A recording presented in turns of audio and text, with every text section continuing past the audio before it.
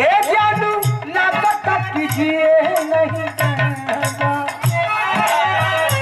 अरे हमार इज्जत ससुरवा में लेगा नशा चढ़ल बाटे लड़कियां कहत नशा चढ़ल बाटे तोहरा कपाल पर नशा चढ़ल बाटे तोहरा कपाल पर काहे पर तर फूलवा भतार पर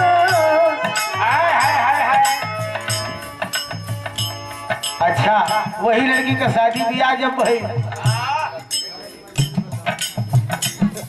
गई जब पहला रात सैया जी तो कलर तनी बदल गए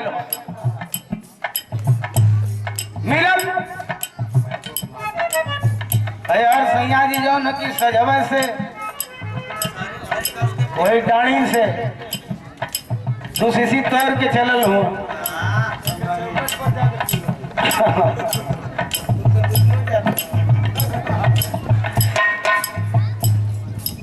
कलश नहीं न मिली दुल्हन की सुना कि कहाँ लिया के फंसा दिला इमन हमार गुजारा ना हो हाथ जोड़ के कलश की सुना हई जौन करत हुआ तो ठीक हो हाय हाय हाय लेकिन जौन लिया के यहाँ मुँह जीव लगल हुआ है गर्मी में ये काम ना ठीक हो अब दारू के नशा में घबरा में देकर व्यवस्था भी आने हो जाए नशा में देखलो कलो कि तू तो के आज श्री देवी लगत हो मेरा रू करस के तो गलो चुप रहा नहीं फोड़ दे लोला तो आ रहो हां वो तो मर गई नहीं बताओ तो का बताओ तो परेशानी एक ही बात हटिया हो एक ही बात हटिया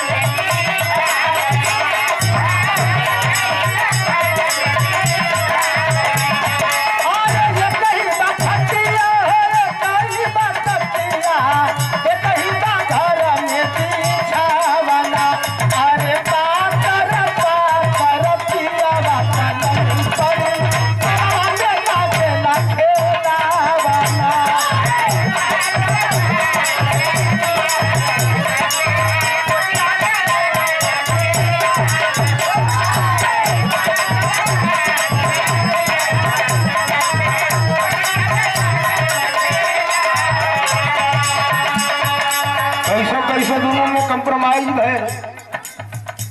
तब लड़की बड़े प्यार से मनावत है भक्ति पुतावा हो जिया होता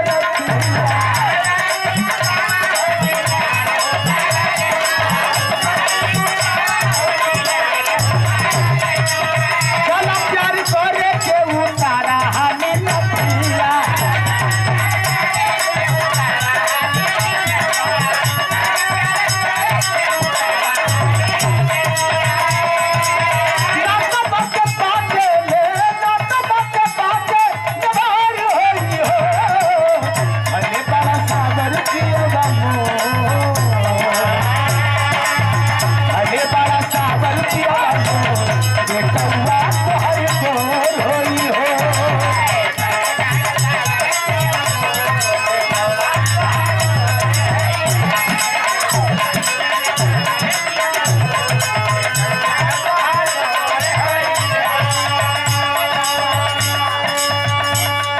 धीरे धीरे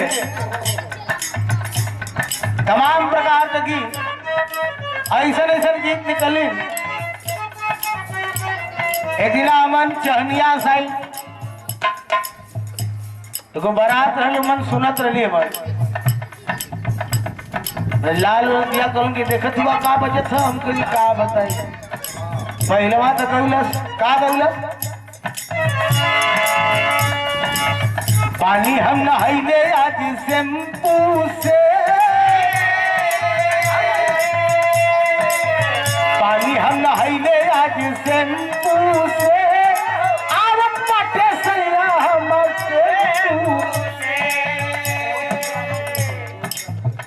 बड़ी पुरान गीत रहल,